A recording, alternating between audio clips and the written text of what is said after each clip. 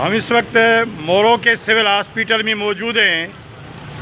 ये तालका की सबसे बड़ी सिविल हॉस्पिटल है और आज तकरीबन इसको 20 दिन हो गए हैं इसमें पानी खड़ा है। ये पानी न गवर्नमेंट से निकलता है और ये पानी हॉस्पिटल की तरफ से भी नहीं निकल पाता, क्योंकि हॉस्पिटल में बजट नहीं है, पैसे नहीं हैं। हॉस्पिटल वाले खुद जो है वो बेयारो मददगार पड़े हुए हैं, तो ये पानी कहाँ से निकलेगा। दूसरी बात ये है कि यहाँ पर बहुत सारे डॉक्टर्स हैं, लेडी डॉक्टर्स हैं, मेल डॉक्टर्स हैं, ड्यूटी नहीं करते, टाइम पे आते नहीं हैं। कुछ ताकतवर लोग हैं जो वीज़ा पे हैं। MS एक शरीफ बंदा है, एक शरीफ बंदा जो हॉस्पिटल चला रहा है, उसका कहना तो कोई नहीं मानता। तो ये सूरत हाल है हॉस्पिटल की, जो सबसे बड़ी हॉस्पिटल है।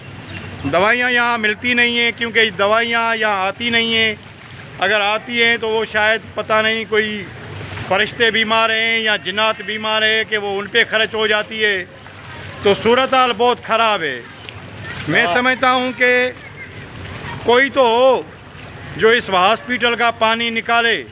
लोग पहले ही यहाँ पर मलेरिया का बहुत बड़ा अजाब है। मलेरिया में लोग पड़े हुए हैं, मर रहे हैं, बेयारो मददगार हैं। लेकिन हॉस्पिटल में भी ये हाल हो और लोग जो है कि वो शदीद पानी में हो, तो ज़ाहिर है लोग और बीमार होंगे। मैं DHO साहब से, डिप्टी कमिश्नर से, वो जो नायल डिप्टी कमिश्नर है डिस्ट्रिक्ट नौशेरा फिरोज़ का, मैं उसको बार बार गुजारिश करता हूँ कि मेहरबानी करके इस हॉस्पिटल का पानी निकालो। लोग पहले ही यहाँ पर मर कर आते हैं और इस पानी में लोगों का क्या असर हो रहा है आप लोग देख रहे हो। ये सूरत हाल है। मेरे ख्याल में कि इंतज़ामिया को इसका सख्त नोटिस लेना चाहिए और लोगों के ऊपर रहम करो।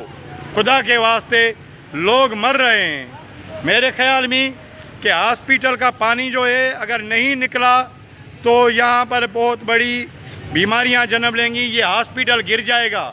इसके अंदर से पानी निकल रहा है। डॉक्टर्स हॉस्पिटल में नहीं आ रहे क्योंकि वो यहाँ पानी है, वो पहले ही वीज़ा पे गए हुए हैं। जो ताकतवर लेडी डॉक्टर्स है वो तो ड्यूटी तक नहीं करती हैं। तो मैं समझता हूँ कि इसका नोटिस लेना चाहिए था।